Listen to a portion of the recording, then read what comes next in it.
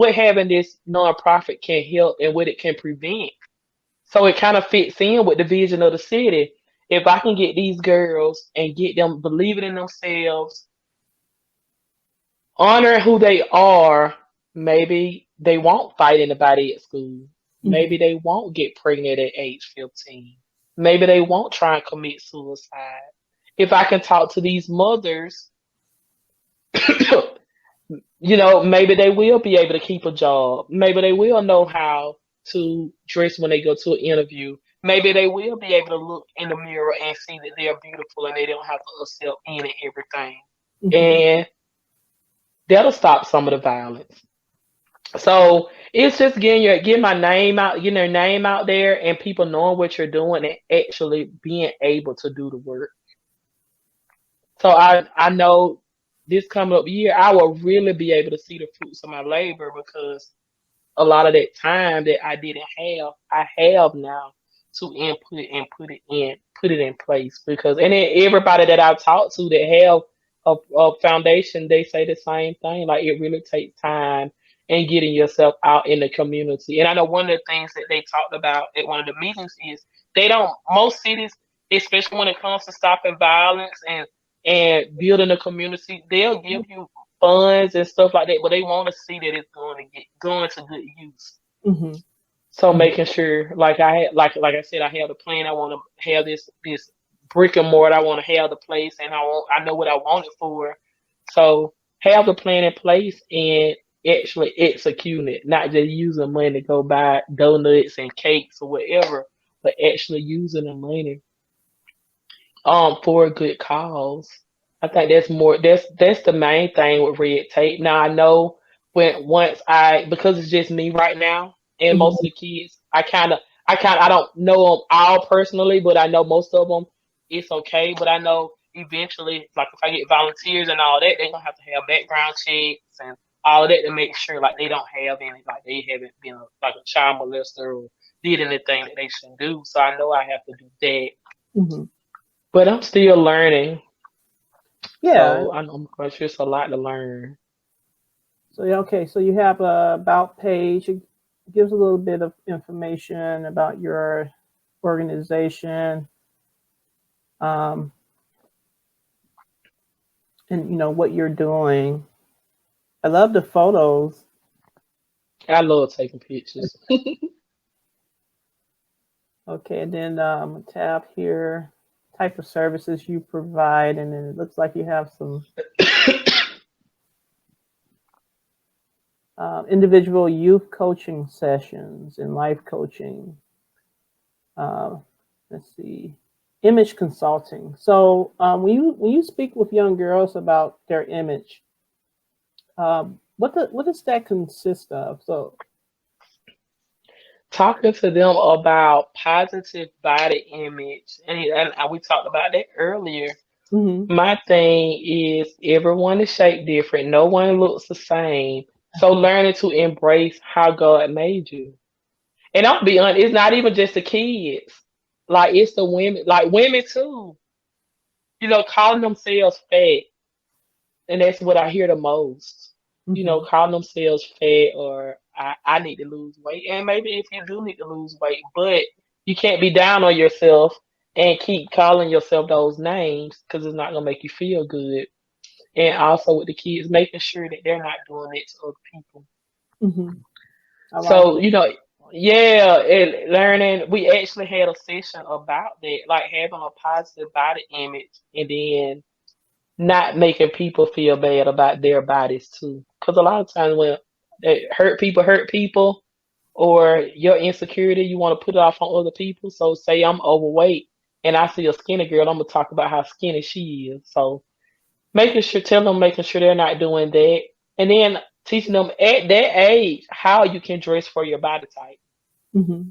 Because some Hmm. people don't know how to dress, how to make their clothes look flattering on them. So, I mean, if they learn that at a young age, it won't be as bad once they get to be adults if they still struggle with that same thing. Yeah, and I don't know if you probably remember, but growing up in Chicago and if you wasn't wearing designer something, you pretty much got laughed at by other kids. So I think that's that body image, um, just understanding you don't necessarily have to have designer to look good. Like right now, I have on my little Bulls hat, which is expensive, but this shirt I have on I bought from Walmart. I can still make it look good.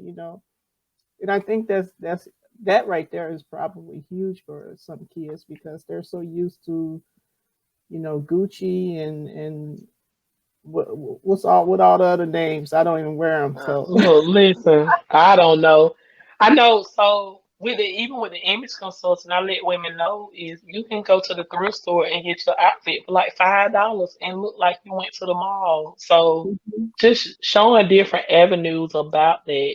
Finances. That's another thing. Like finances is really big. Like if you don't know how to handle your finances, that's and teaching kids that at an early age, and again teaching those parents Mhm.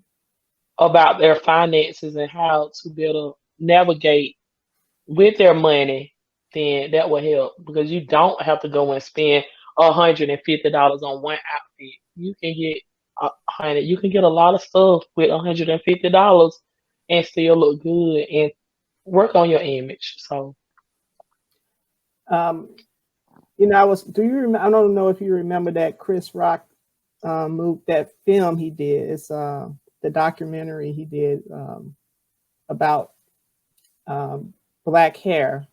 What was the name of it? I think I do remember that. I need to go back and watch it, but I watched it. I just can't. I remember that. I think that's a big thing in our community as well is our hair. I mean, we've pretty much become more comfortable, and people have, I think, have feel more comfortable with their natural hair and whatnot. Um, but then you still have a lot of young girls and women who they feel like they have to have the $200-$300 weave, and where most most of us can't afford that. That's a, it's a lot. Hmm. So it's a Just lot we have to deal with. When hmm it comes to our self image, it's a lot. I commend you for what you do. That's amazing. Tell me more about your speaking engagements. Do you travel a lot? we're gonna speak that into existence also. But I've done quite a few podcasts, women's conferences, and like I said, I hosted my own event. I haven't done like a lot of traveling. A lot of it has been local, or since we've been on the information train since COVID, I've done a lot of podcasts and Zoom presentations. So I guess I can say I travel. I was just on the lady's platform. She lives in um you in Chicago. She's Missouri. She lives in Missouri. Okay. So I've been traveling through the internet ways. So I haven't been on a plane yet to travel anywhere, but Mhm. now I have the time. So 2022, I will be traveling physically and not just through the web. Well, you definitely have to let me know when you hit Chicago up, because I definitely want to attend some of your speaking engagements. I look forward to that. And then you have okay, so people can or companies can actually book you for these speaking engagements as well. They just They can just send me an email. okay. Okay, now I see your contact information at the bottom here. Yeah, I love it. This is I love working with people who are impactful in the community. Because you have a lot of brands out here who are just looking to you know gain followers, and a lot of these influencers just wanting. just trying to make the next buck, I'm always so look. I mean, I just look forward to supporting um, companies and brands who are impactful, to other people and to the community and to, helping people, develop themselves professionally. And yeah, I appreciate you, sister, for, just what you're doing right now. And I look forward to, hopefully engaging with you in the future with some of your events. I definitely want to plan to attend and, see what we can do. It, in the community. Let me ask you: is there a way to donate to your organization? Do you accept donations? I do. I do have a cash app plug, so I can.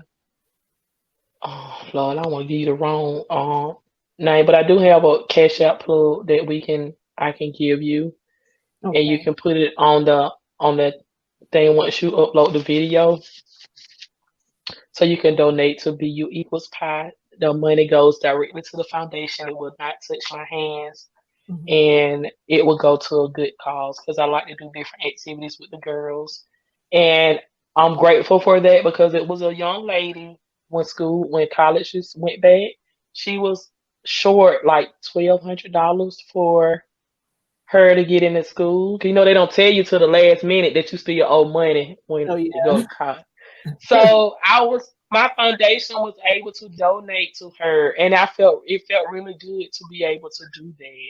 So we want to be able to help kids in the community and also be able to do different events with the kids, and them not necessarily having to come out of their pockets. And of course, like I said, once we get this building and stuff, all the anything, it would go towards that.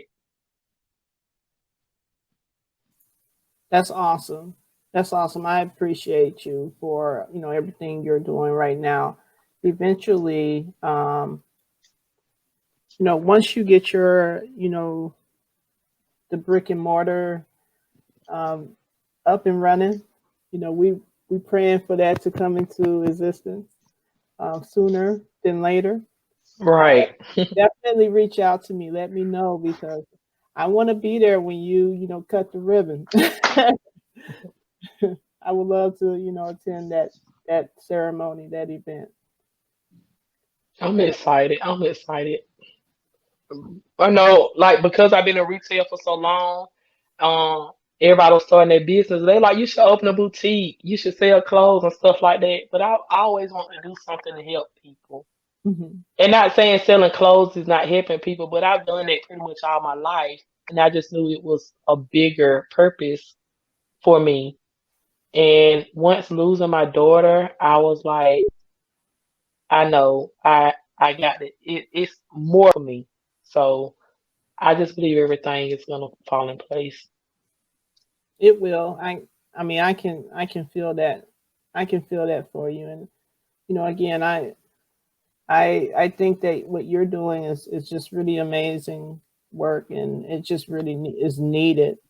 In so many different communities. I wish there probably are more people in different states like you. I know of a lady in Chicago who does a similar type of work, and um, but you can never have enough of that because Mm-mm. it's like they say, it It takes, takes a village. yes, takes a village, and we have to, support and support our own people and save our own kids. If we want them to be successful, can't leave it up to no one else. So thank you for all you're doing. I And appreciate you. and thank you for having me. It meant a lot.